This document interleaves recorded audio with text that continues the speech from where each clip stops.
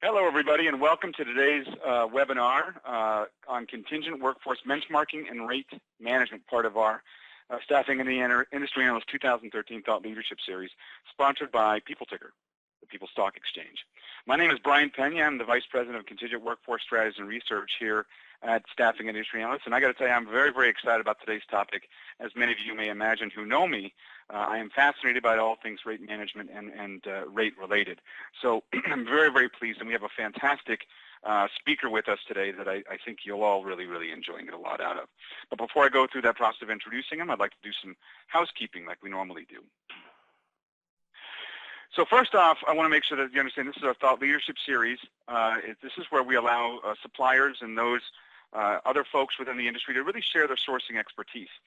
We want to make sure that we're looking to provide the most holistic perspective of what's happening in the industry, and that's not just from what we think here at SIA, but also from what other industry experts think is happening in the industry.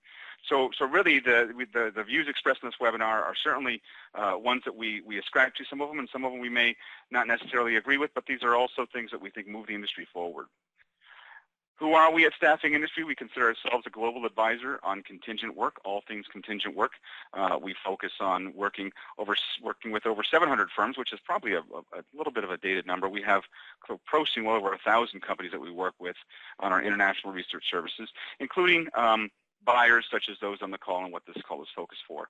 We've been acquired by Crane Communications in 1989, and we are headquarters in Mountain View, California, and London, England, as well as workers all over the world.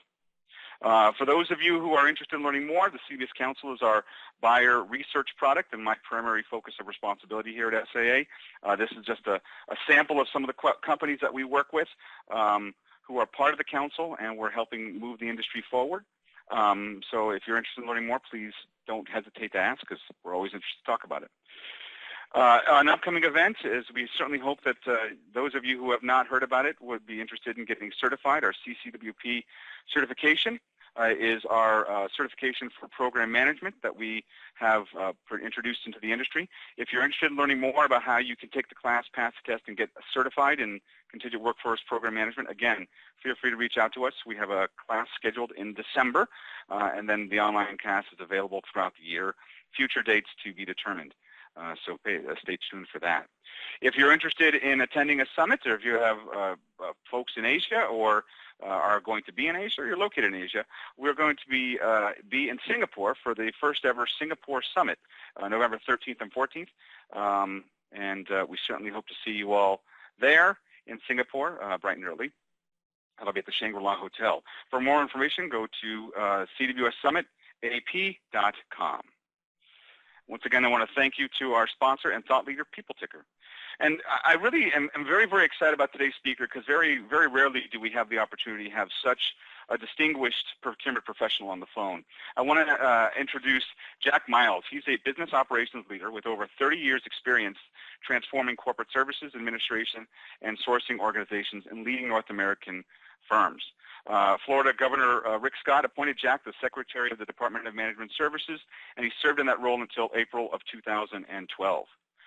Prior to his appointment, Jack has held senior sourcing executive, shared services, and CPO roles at leading North American firms, including Cigna, Canadian Imperial Bank of Commerce, North American International Group, Computer Associates, Travelers, Ames, Department Stores, and Prentice Hall. So very, very pleased and excited to have Jack on the phone, and I'm really, really excited to share his expertise today.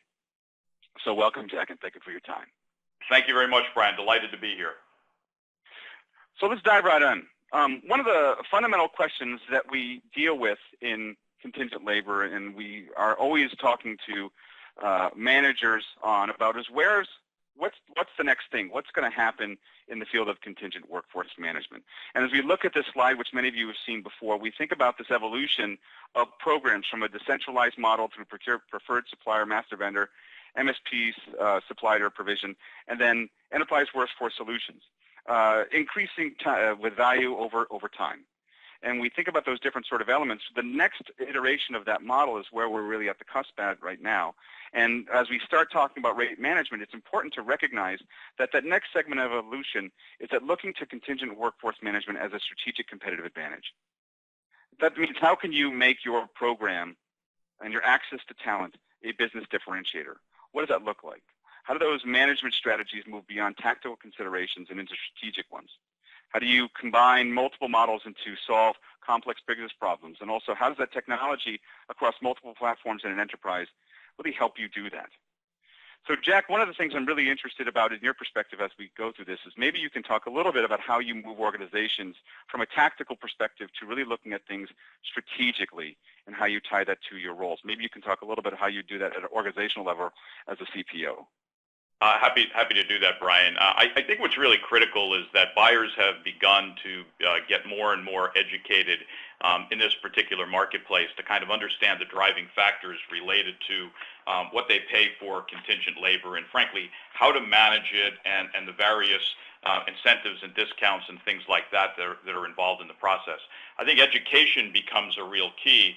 And what's also critical is that when either HR people or procurement people or anyone that's involved in the provisioning of contingent labor starts to talk to the end user groups, so that community of people that they service and support in their organizations, what initially comes to mind is the fact that they're just going to kind of beat down the price and that those individuals are not going to get the standard of labor and the competencies and qualifications that they need. And what we'll really talk about through various parts of the discussion today is how you can put them at ease and how you can start to explain to them how, in fact, it's the softer costs, if you will, that you really go off and manage. And the objective is to be sure that you're paying the right amount for the right talent that the organization needs. You're not overpaying, you're not underpaying, and through the use of benchmark tools, you have the ability to make sure that, today and tomorrow, through an engagement, your price points are staying competitive so that your retention of the talent is appropriate and your turnover isn't very high. Fantastic. Thank you. And as we move about this combination of this thought process about what's next, we really think about the evolving program maturity. And again, this is our maturity model that we use to guide contingent workforce program managers from one level to another. And just to kind of explain it, because it's a core value proposition that we make here at SIA, is trying to help companies move from what we call level 1 all the way up to level 5 or wherever they are across multiple dimensions. And it's this concept of maturity and program maturity where I think the discussion of rate is a key piece of the puzzle, as you will. More of a building block towards building a larger overarching strategy. Where do you want to fit within that framework? And part of being able to move from one level of maturity to another is the ability to, as a buyer, change your perspective. And I think that idea of buyers moving from tactical to strategic is one that many people struggle with, but oftentimes it's very difficult to understand what that particular definition means. So buyers are evolving along, and they're becoming more mature. And what I always kind of look at is this idea of traditional buyers to moving to the more contingent workforce professional. So the core focus of a traditional buyer may be cost savings and efficiency, but a professional is really looking beyond cost savings and thinking about value creation and creation of mutual value, not just for the supplier or for the company, but also trying to create a win-win relationship with leads to sustainability. The negotiation approach of a traditional buyer is win-win win-lose as opposed to win-win. The frame of reference, immediate impact. What are we going to save for my savings goal in 2013 or 2014? But how do we create a strategic perspective so that our solution becomes that much more valuable over time? Your sourcing strategy, are we using RFXs with reverse auction, or are we looking at RFXs with full data transparency and participation? What about your collaboration model? Are you simply doing client input through voice to customer, or are you involving clients in the actual decision-making process? Right? What about your time frame, 10 to 12 months versus 3 to 7 years? Do you align yourself to the annual business plan or to a 5-year strategic plan? Do you have line management involved, or you look at senior level and senior executive roles participating in your core client perspective? And your provider focus, you're really looking at your providers as a means to an end as opposed to a more valued strategic partner. And your focus is opposed on cost savings, again, as a traditional buyer versus competitive advantage. And this migration from traditional to professional, I think, is one that is very difficult for many organizations. And as you talked about, is that understanding what goes into your solution is really a core component of being able to even execute this sort of transition as a professional. So these are things that are just pieces of the puzzle, the first of which is just rates. So the scope of this particular call is rates. And this is one that again, I think a lot of people get hung up on, but we're going to revisit what goes into the bill rate. So if we look upon the lowest level of a bill rate, no matter where you are in the world, within the U.S., in Europe, in Asia, in Potosi, Missouri, or Stalingrad, this is going to be your bill rate. You're going to have a component of direct pay to the worker, and then you're going to have statutory or governmental expenses, and then you're going to have gross margin combined with statutory expenses equals a markup. And gross margin is composed of operating expenses and profit. And that's it. That's the end of it. There's many complexities with each of these sort of things. Statutory expenses in Europe are going to be very different than we would see statutory expenses in the States, in the U.S., and they're going to be very different in China. Your operating expenses and profit are going to be different across those regions as well, as will your gross margin. And of course, direct pay varies tremendously throughout the industry. But as how a solution is built, this is going to be the beginning and the end of it, is this particular sort of structure. Jack, do you have any feedback you want to give on this particular slide? I do, and I think that this slide is really critical, and hopefully we'll come back to it later on in the presentation. But I've been using benchmark data for years, and it's critical to really understand the overall bill rate. And data has improved dramatically over the years, and frankly, those that don't have real and independent data I'll classify it as being off balance at best. They don't have the data and the information to be able to make the educated decisions. So it's really, really important to understand these various components. And the top two, when you're looking at your gross margin and somewhat to your statutory expenses, that's the real focus that you can work your negotiations on once you basically have the correct, for your area and region, pay rate. Okay. And so what we're going to do, we're having some questions come across already. So again, keep them coming. One of the questions is there a kind of a mechanism to look at estimated profit? If we think about operating expenses of profit, do you feel there's a best practice to identifying what is the optimal quote-unquote profit level for a supplier? It really depends, and so not to sound wishy-washy on it, but the reality is you have to take a look at a whole host of factors. It depends on your turnover is a factor in determining that. How you pay your suppliers is involved in what that amount should be. So it really depends on the side of the organization, how much business you're doing with a particular supplier. How you structure your arrangement with them, whether they have fees at risk, et cetera, whether it's a gain share arrangement. So there's an awful lot of factors that go into taking a look at that.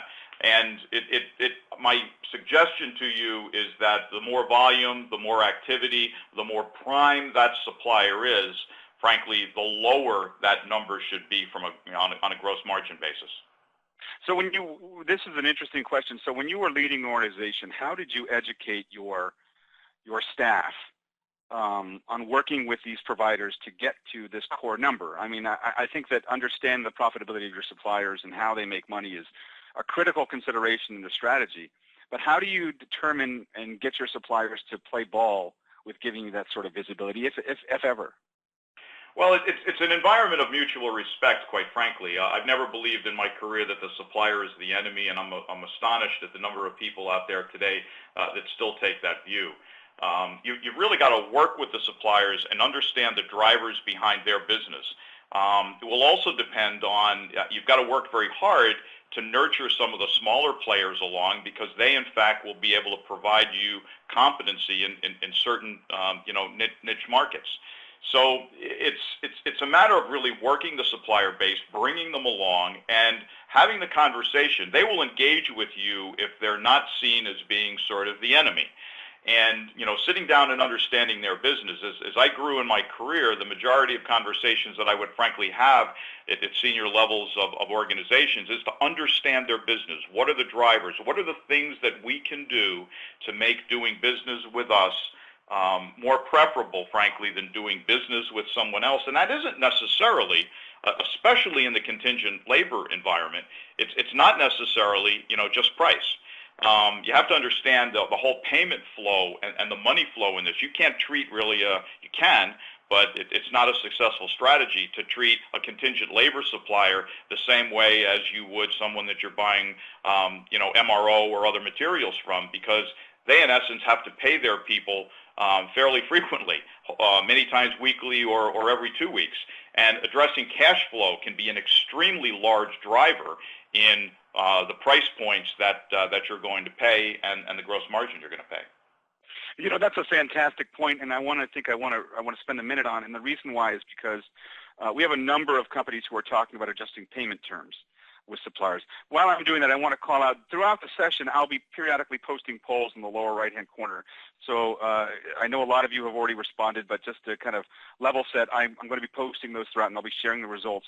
So if you haven't done so, please take a moment to complete the poll on the lower right-hand corner. There'll be more of them throughout the call. But I think that's an important consideration. So often, you've sat through this as a procurement leader. I know I have, where the CFO will start to have global initiatives to drive profit payment terms up from 20 to, say, 120 or whatever. And that's very difficult for contingent labor because there is a very real expense, to your point, and you can't emphasize that enough, is that there are real costs towards sharing or towards keeping those payment terms long because they have to pay them. And essentially you're asking them to give you a loan for 120 days because they can't push those payment terms down like you might see in other regions. How do you work with your CFO to make them understand that that is indeed not necessarily the case? Oh, well, I've always found that facts and data will in fact change thought processes, and most chief financial officers are able to quickly understand both sides of the equation. I had one in particular with a technology firm that I worked with that initiated a DPO, days payable outstanding initiative, where he wanted to get from to around 60 to 90 days with suppliers, and it was a huge battle in general. However, when we sat down with him and spoke to him specifically about what goes on in the contingent labor market, frankly, he really got it, and it became one of the exceptions that we were able to utilize. However, as folks doing the deal, we had to demonstrate the cost differentials between paying in 60 to 90 days and paying immediately, which kind of holds our feet to the fire and makes sure that we're doing the right thing. But logic and having the right leadership in the procurement side to be able to sit down and have those conversations is critical. They'll listen to reason and they'll listen to the facts. Yeah. Thank you. That's a great point, and one that I think is one that we can't emphasize enough, is that it's an opportunity and it's a real, there's opportunity for pushback on that. And I think that's the learning from this, is that while sharing those sort of outcomes and I'm going to go ahead and share the results of the poll. But when you have that pushback from the CFO about pushing your rates back, it doesn't mean you automatically have to accept it. There's opportunities for pushback if you just reason with them and make sure they understand it. Because absolutely, and I haven't won all the battles either. So no, and neither have I. But that's certainly interesting. Just an FYI, the results of the poll are down below. It looks like the overwhelming mechanism for determining rates is relying on your MSP for guidance, followed by supplier surveys, which is a good dovetail for some of our other discussions as we move further along. Moving on to the next slide. So when we think about the pantheon of pricing strategies, we think of bill rate that could be open or fixed or maxed. When we say open bill rate, that means you don't have visibility to the underlying markup and pay rate. You just simply have a visibility on the top line number. Fixed bill rate means that that's fixed for a particular period of time. I'm going to pay $100 an hour total cost for a programmer, as opposed to an open bill rate where you simply ask how much you're going to charge me for a programmer. Max bill rate is where you would say the most I'm going to pay is that, but you're going to you have encouragement to go below that. Then you have pay range plus markup, which is where you have visibility to the primary inputs, which is I know what I'm being paid, and then they add a percentage, usually a percentage of pay express markup on top of that. In some instance, it's a fixed dollar amount.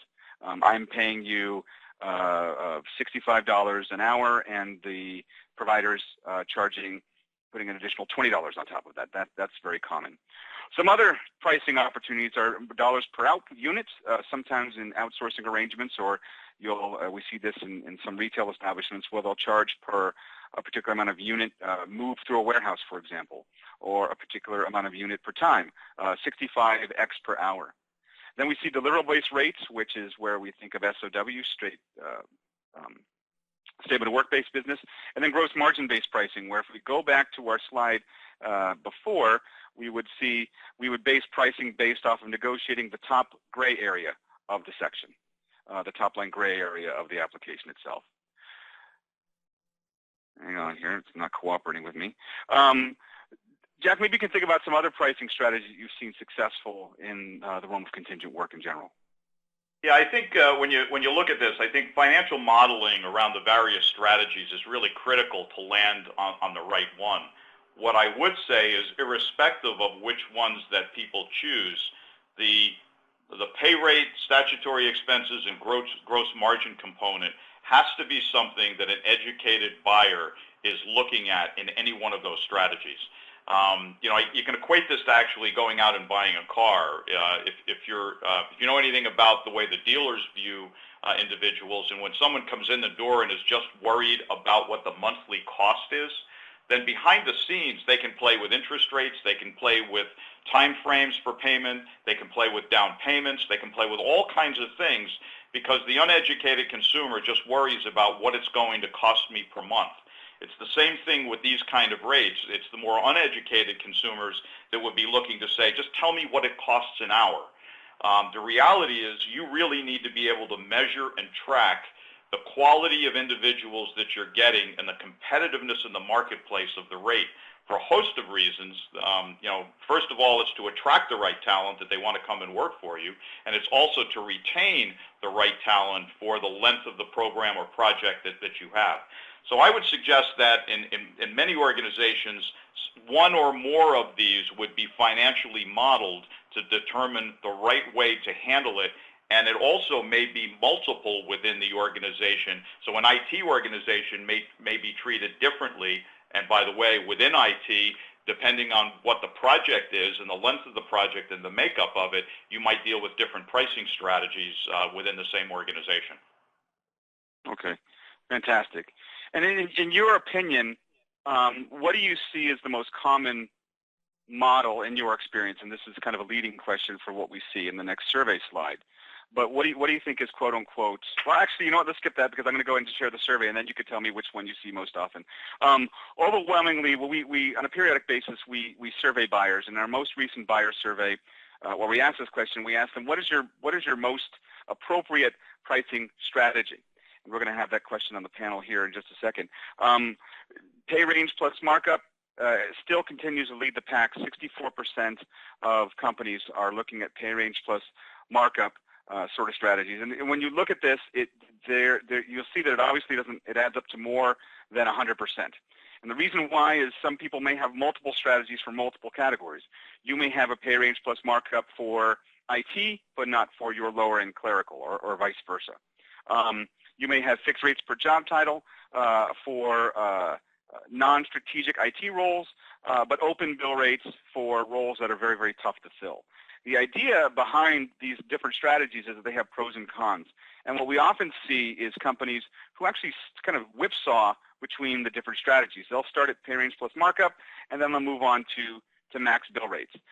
They'll move from max bill rates back to pay range plus markup because they realize that the gross margin is getting very, very high in the underlying business, and they're looking for opportunities for savings. The idea behind each of these is that they have different levels of flexibility that you give to the recruiters to be able to fill your particular roles. Jack, in your experience, do you think that there are pros and cons to each of these solutions, or situations where one makes more sense than the other? I think that there are. Each circumstance is somewhat different, but I think, again, looking and having the information on the pay rate, the statutory, that's why I keep coming back to that. That's a very important slide. Is the pay rate, the statutory expenses, and the gross margin is very critical because you also want the ability in any of your arrangements with your suppliers to have the ability to be able to verify pay rate. What I found striking over the years is that few organizations, if any, actually go out and do a test or a validation of that. and I used to call it the efficiency ratio, is that I want to make sure that if the marketplace, so again utilizing benchmark data for my area, is $50 an hour, that the people that I'm employing are in fact getting the $50 an hour. So the ability to be able to audit payroll records, and it's not just the ability to audit. Many people miss that. It's actually the ability to be able to audit payroll records is critical in your agreement, and you actually go out and do it. Because statutory expenses are actually going to be that. They're going to be driven by rules and laws. And then the gross margin is something that you go out and negotiate. So if you take the biggest chunk of your spend and you get that nailed properly, you'll be in a lot better shape. As we mentioned earlier, these different models could be very appropriate in different parts of the same organization and actually in different functions within the same organization. So I think this chart is really showing the trend line of where things are headed, and the pay range plus the markup is really the predominant player. Yeah, and I think so, and I think that the intention behind the strategy is to be able to most properly identify opportunities for improvements in your program. And I often work with companies who just have the bill rates, and it's very difficult to be able to respond to movements in pricing. If we have a member who says, my bill rates, I want to make sure that my bill rates are appropriate, my suppliers are telling me that they are not making any money, or they're trying to increase the rates, not knowing where that comes from. Is the increase coming from pay rates? Is the increase coming from increased margin expectations for the company for one reason or another? Without that visibility, it's impossible to know. But at the same time, having pay range plus markup, we run into a very real problem where recruiters are disincented from providing business. The example that people most often use is, I've negotiated a low markup for my providers, but no one's responding. And because the argument is that they're sending the good, kind of quote-unquote good candidates, best candidates, to other programs. How do you try and monitor that? I think that when you look at a pay range plus markup, how do you try and make sure that you properly incent the providers to participate in a program where they feel they have their ability to make money is somewhat limited?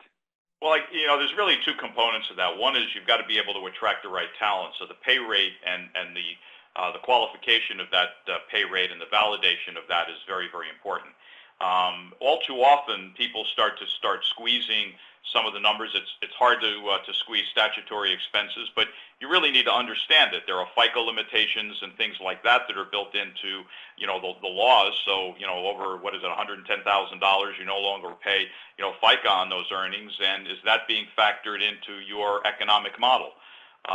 So there's things like that to look at. And on the gross margin, a lot of it depends on the supplier segmentation and how engaged your internal clients are on being responsive around creating appropriate position descriptions, because a position description to the supplier is basically, here's the list of stuff, the competencies and capabilities and skills that I'm looking for.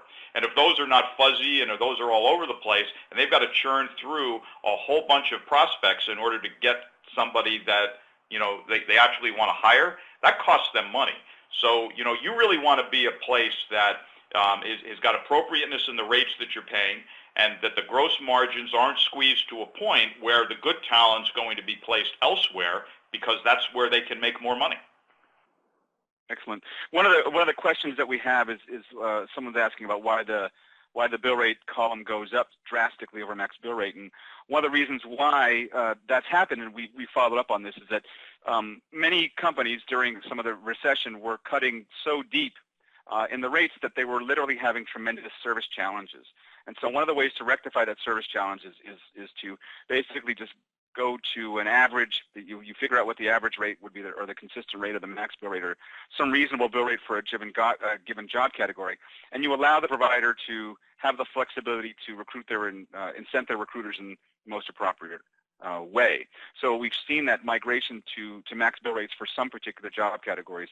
And again, to follow up a question that we have is why it adds up to more than 100, is you can have multiple programs with different pricing strategies as we move forward. I think let's see some more questions. Okay. How do you see, and this is a good question, how do you see this decision to move to a pay rate plus markup? How is that affected, or do you think it affects, or is that decision affected by using an MSP or a VMS? Do you see companies moving one way or another based off of which, what supplier management strategy they're using or company that they're using? No, I think the key in all of that is the benchmarking of what the rate should be. A supplier, whoever it is going to find people and say that that's the rate. That may or may not be accurate. And by the way, in certain cases, you may want to be in a position where you're actually going to pay more than benchmark for a particular skill set or competency.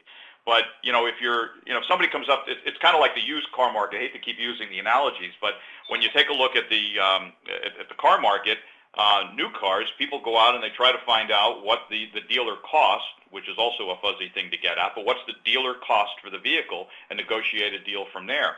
Well, when you're starting to talk about the used car market, you don't really know. You know what they're selling for at auction, but you don't know what the dealer paid for them. That's almost the way it works with some of the MSPs and some of the other suppliers. They're just going to tell you that, this is the market and this is the player, and they're going to try to get the hiring manager to fall in love with the talent and skill set that they put in front of them. And the higher the price point on that, depending on how the program is managed, the gross margin is probably going to be higher for them in that process. So there's going to be a push to do that. So it's, I would suggest to you that in any case, having access to independent, and that's important, independent benchmark data is absolutely critical. We keep on getting questions, and I think we're both on the same page with having that visibility to pay rates plus markup. And the one thing I want to point out is twofold. One is you can have situations where you have bill rates and still have visibility, bill rate driven program, and still have visibility to the underlying pay rates. They're not entirely mutually exclusive. We have many council members and many companies we talk to who have bill rate programs where it's priced on a bill rate level, but they still have visibility to the underlying pay. So that's subject one. But on the second subject of does having visibility to the pay rate increase co-employment risk? Jack, are you comfortable addressing that about co-employment and having visibility to the pay rate? Yes, I mean, I don't see any issue about a breakdown in pricing and having that in any way negatively impact any co-employment situation. You can ask for it, you can have a right to get it. And I'll give you an example. I mean, as you look at statutory expenses, one of them could be health benefits or no health benefits. If we're employing someone who has health benefits from a contingent labor standpoint, we have someone in our organization that they're not on benefits with the people supplying them because they get benefits for their spouse, I shouldn't be paying the same rate for them. Yeah. So that information is important to have. And as far as impacting co-employment issues, obviously I'm not a lawyer and I don't play one on TV, but I would strongly question anybody that says that challenges it. Yeah, and thank you. I completely agree. There's very, very little law that supports having visibility to the pay rate as really materially impacting co-employment risk. It's more about control, and in many ways, one of the things that we try to educate the market on is that co-employment is not necessarily such a bad thing, provided you have the right sort of program structure and your benefits are written appropriately. So the short answer is it really is not. It's not super relevant to what we see. And again, as we see, I just put a quick poll up. Looks like the overwhelming model of program management is pay range plus markup, followed by max bill rates and so on.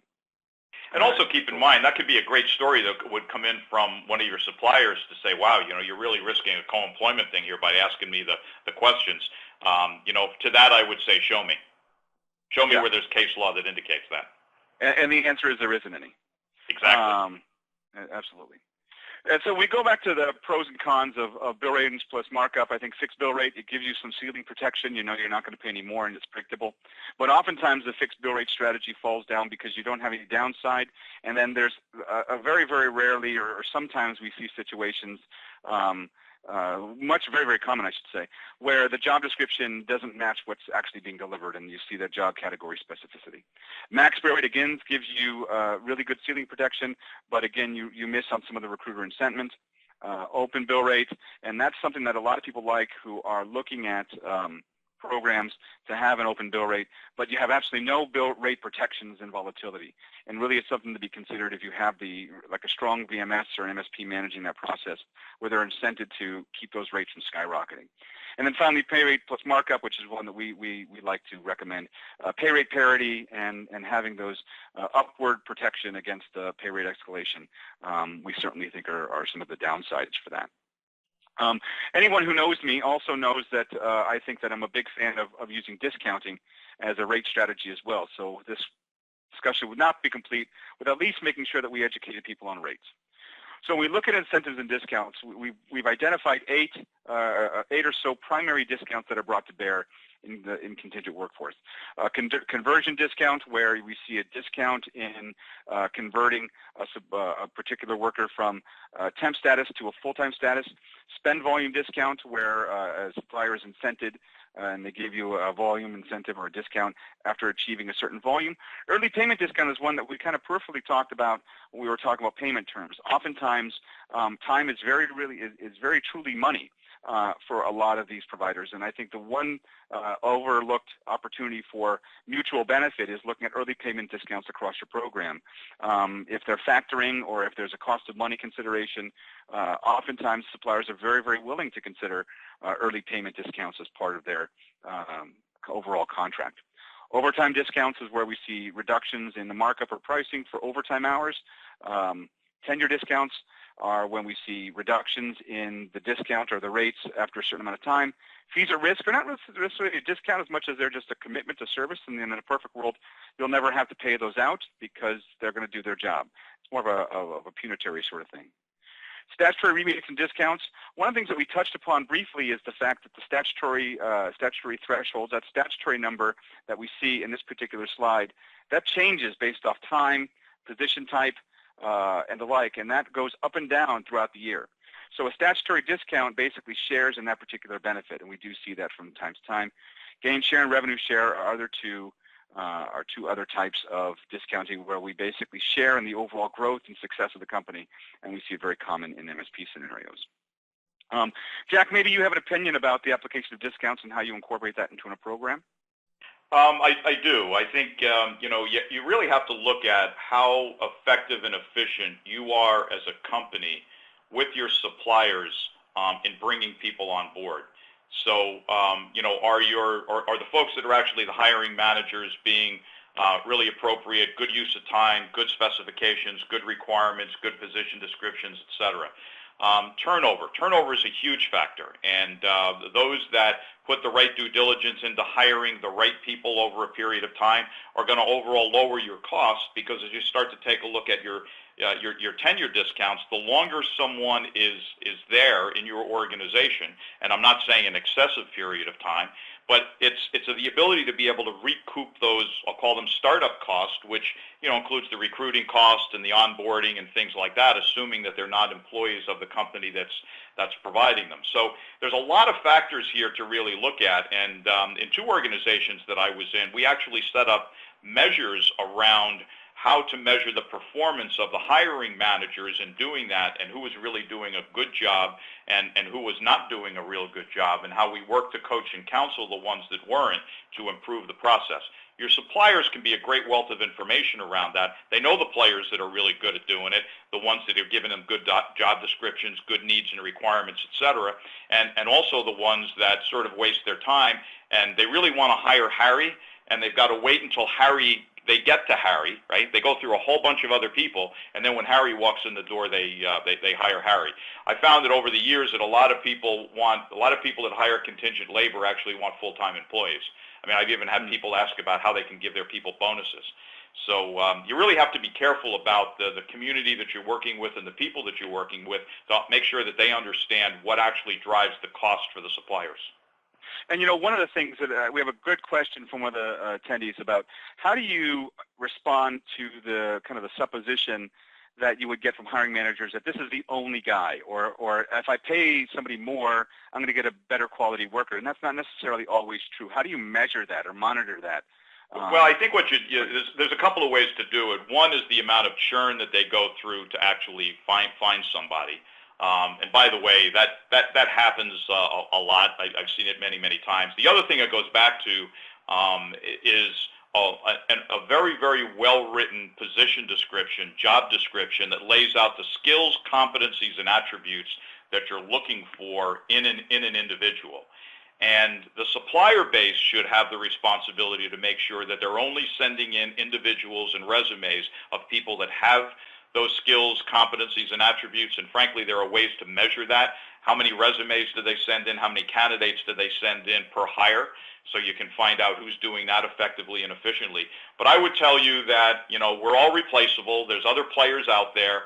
If you get a situation where it's this person, it's going to be a challenge to my project if I don't hire Matilda, and Matilda's over the benchmark environment, you should really be having a conversation with them. Again, facts and data. What's the market for the skills, competencies, and attributes based on a well-written and appropriately written position description? I heard something the other day, just a short aside, and it was in a conversation with some folks, and it was around the issue that even people that are looking to be hired within companies, so not contingent labor, but their eyes are starting to glaze over when they read some of the position descriptions. They're bureaucratic. They're very controlling. And people draw their conclusions about whether they want to work for a company like X by reading the position and job description. People should remember that those positions and job descriptions should be identifying the skills, competencies, and attributes that the company is looking for. But in addition to that, it's sort of an advertising piece for you to be attracting the right people within your organization, culture-wise and otherwise. Yeah, you're giving away the punchline for a future slide for sure. But I think at the end of the day, it's a very important distinction that you recognize the job description is not just about identifying and kind of codifying what you're looking for, but it's something that's sent to the worker. And I think that's a great insight to remember as you're going through your programs, that the job description is at its core a marketing piece for your company. It absolutely is, and I think it's probably a subject for another conversation, but one of the things that I've realized over the years is there are very few companies out there today that actually know how to recruit talent. They know how to go through a process to get people in the door, but they're not able to truly recruit. Excellent. We have another good question as we're moving through this. It's not necessarily tied to discount, but about incentivizing your MSP to work with you on driving down costs and inconsistent bill rates. The idea being that by driving down bill rates, it will, and most programs are priced at a percentage of bill rate, there's a disincentive for the MSP to reduce that cost. How do you work, or how do you recommend companies do that to properly incent those MSPs to focus on cost appropriately? Well, it's the ability to be able to use tools that are available to you, and I would, again suggest that the benchmarking is the best way to do it. If you've got market data relative to what the labor cost is for people, the closer you can get to or below that number with a balance of quality being critical in that decision, then frankly, it's almost like the travel business, but I've been in a position where, I said, I'll actually give you a lollipop if in fact you're able to reduce my pay rate for individuals, maintain a level of quality as I compare the pay rate to the benchmark data. And of course, the benchmark data has to be properly constructed and based on, regional, and that it can't be a rate out in California when you're in New York. I had a conversation years and years ago with the fellow that's now vice chairman of American Express around the travel business, and because all of the businesses were basically arguing about their revenue share on the commission. And my comment was that I'll give you the whole bloody commission if you can just reduce my average ticket price, because the incentives in that business were wrong. It's the same thing in this business. If the gross margin is constructed the way it is, but someone's able to provide a lower cost individual at a high level of quality to fill the need, there's a disincentive for them to do that. I think companies need to take a look at ways where, in my words, you throw them the lollipop if they're able to do that, and do that consistently over a series of projects or roles. Yeah, and I think this leads perfectly into, we've had a couple of questions submitted about what is gain share. Gain share is essentially where you share the benefits of a given provider's performance. And the most obvious example of that really goes back to this question about the MSP, and how that often is realized is you'll have a certain sort of defined savings objective with your MSP, and then say at the point of transaction, the MSP gets a requisition or a submission from a supplier at $10 an hour, and they negotiate that rate down to $90 an hour. And you have a gain share deal where the MSP gets $5 of that, and then you get to keep the remaining savings. It's a way to incentivize proper performance. And again, if anyone's interested in discussing discounts, we're obviously available after this, and I think that we need to move on because we're going out of time. But this whole conversation about cost and price and all these other things, I want to introduce a new concept, which is cost correction. And cost correction is not about necessarily cost savings or about value. It's a combination of both. And I think that an appropriate conversation nowadays needs to be about establishing where your program is in the context of, is it the right cost? Is it the right sort of cost that I'm paying for the right type of talent? And are you getting the right discussion of right value for your money? And it's really a degree. What is your degree of cost correction? I think I want to introduce that idea. Instead of focusing on cost savings or value creation, it's really about cost correction. And the weakest link to getting there is job descriptions. And I think we kind of gave away the punchline on that, is that most often the job descriptions are the weakest link in any program, because one, suppliers don't understand them. They don't match what's actually being delivered. And Jack, you brought up a fantastic point about the individual contingents themselves really don't want to work with them. So the supplier understanding of what you're trying to achieve in the program and manager buy-in are missing, because the job descriptions themselves aren't necessarily appropriately addressing what we're interested in doing for the particular position. Do you have any additional comments on that, or should we just move on, Jack? Just a quick one is that, one of the things that I think most people that are involved in this business have heard from people looking for individuals is that I'll know it when I see it. And the reality is that you can't be sending the cast of Ben-Hur through somebody's office just for them to be able to cherry pick the individual that they want. So that position description is really key, and it helps everybody in the process. And it's appropriate also for the hiring manager to be able to measure performance of going forward. Fantastic. So now, how do we put all that stuff together? And I think one of the things is that a lot of people are asking questions about how you build a rate card strategy, how do you build a rate card, how do you put all those things together? And I think that we go back really quickly to revisit this slide and understanding the components of pay rate, statutory expense, and gross margin, how they all combine and coalesce together to work within a program and build your bill rate. And understanding how each of these things work together and interplay is critical, is absolutely critical to understanding how to build the best possible program. Wouldn't you say, Jack? I absolutely would say that. We spent a lot of time on this, and I'm sure that people kind of get the overall slide and why it's so important. Yeah, so one of the things that we want to do or understand or apply to build a rate card is think about what are the things you need to understand. What are the things you need to have? What data elements do you need to bring to the table to build your rate card strategy for your suppliers? Or first and foremost is volume. How much spend are you going to put through? How much do you forecast that? Is that going to increase or decrease over time? What are some things in the market that will change that number? So you have to understand how your volume goes up and down. What types of roles are you going to have? And what is their tenure? And what is their turnover? Meaning how many new requisitions are you processing? And what is your service expectations around that turnover? And what about other competing local talent draws? Are you competing for light industrial talent with a warehouse across the street?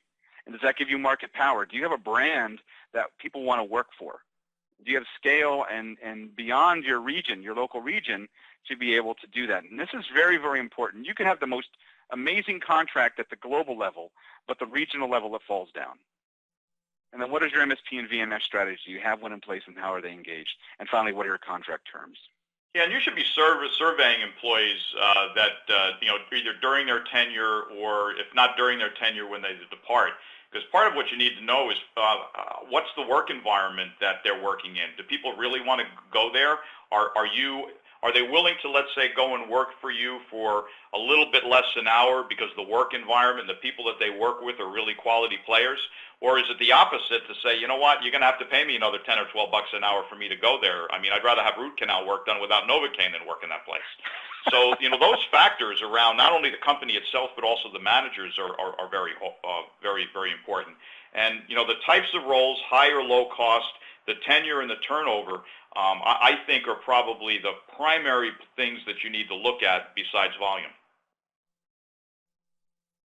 Jack, what do you think about what corporations are doing today? Do you think that they are the tomahawk or the brain?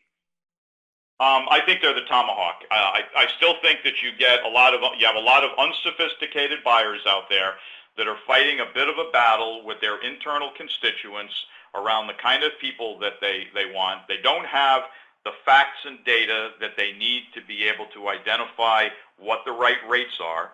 And they also aren't asking the right questions to get the breakdown of the overall bill rate to understand what they're paying for.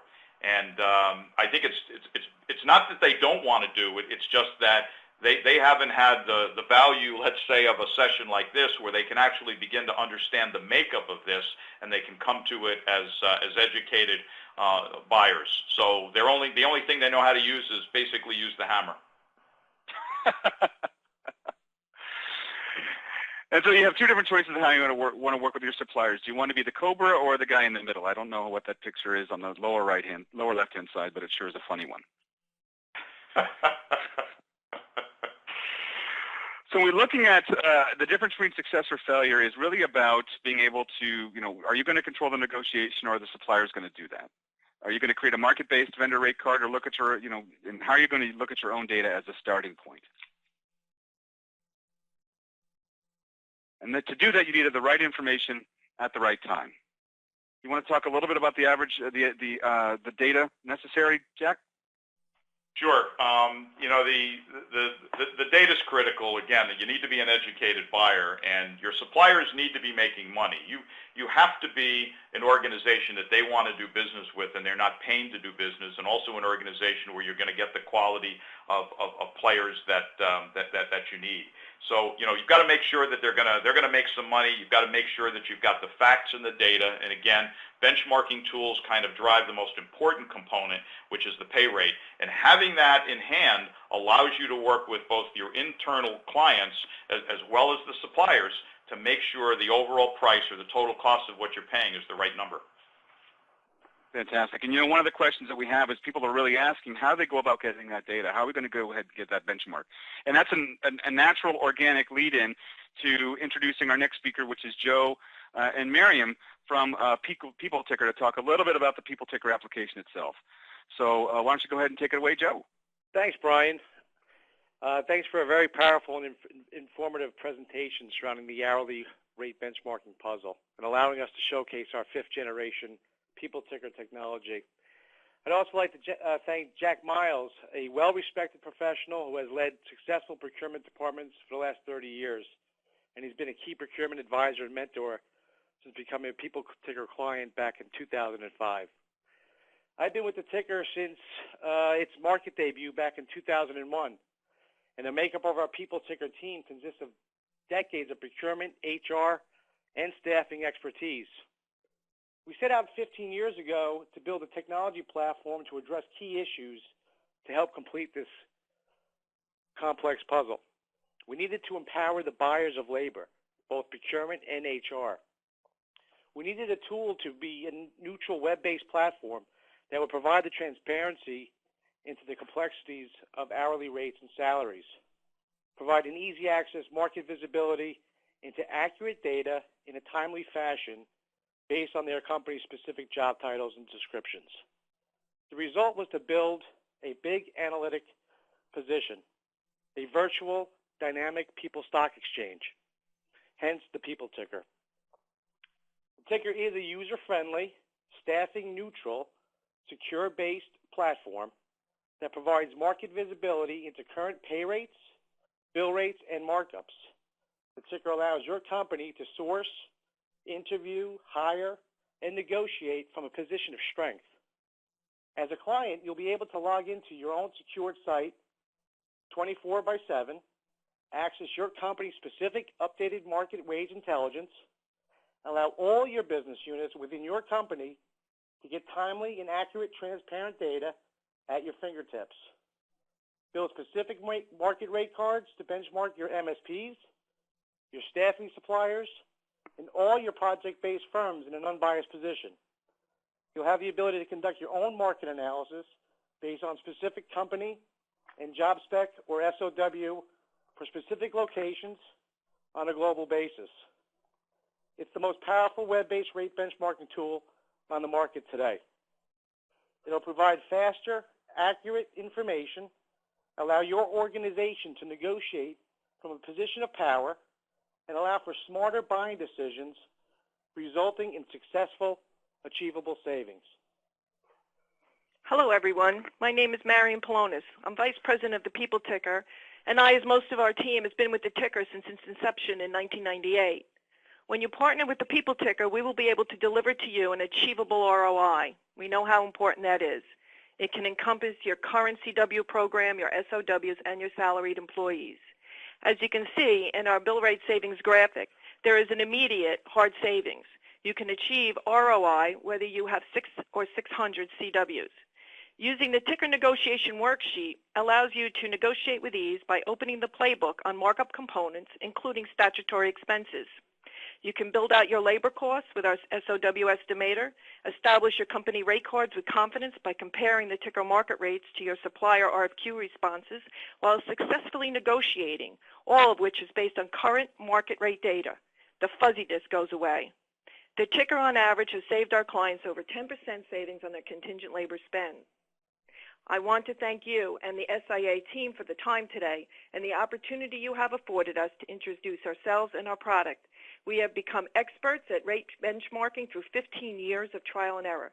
As you know, contingent rate benchmarking is a complicated task even for the best procurement teams. We guarantee the ticker will make understanding and negotiating today's rates a lot easier. Through the years, we have tracked contingent labor rates, markups, and of course, overall bill rates. We have keen understanding of the variables you face when buying labor in different countries or simply state to state. We would like to extend an invitation to come join us for a test drive of the People Ticker. We believe greatly in our product and want every procurement professional to have a low-cost experience. We are proud to offer an intro to the ticker. Let our dedicated compensation analysts help you build a rate card of 25 jobs and skill sets for 1,000. You can go to our site, sign up. We look forward to partnering with you. Thanks so much again for joining us today. Thank you, Joe and Miriam, and thank you, People Ticker, for a fantastic session. Thank you, Jack. Jack Miles, I really enjoyed the discussion. I certainly hope to carry it on with those of you. Sorry you couldn't get to all of your questions, but we'll be following up with all of you who submitted questions afterwards to be able to address them directly. Please stay tuned. We're going to be having our next session will be our VMS MSP landscape in November. In December, we're going to have an exempt, non-exempt, contingent workforce and why you should care. And then moving on, those of you who are interested, the slides will be sent to all of you with the audio recording within 24 hours, and council members will be able to listen to this once again at staffingindustry.com.